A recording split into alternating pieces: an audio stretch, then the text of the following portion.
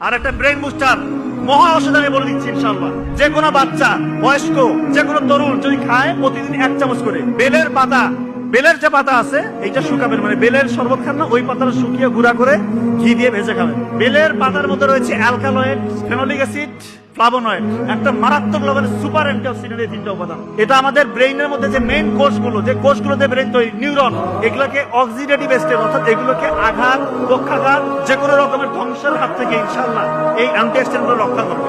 এবং বেলের পাতার মধ্যে রয়েছে বিটা ক্যারোটিন এবং ভিটামিন সি, এটা আমাদের নিউরনকে পুষ্টি যোগাবে।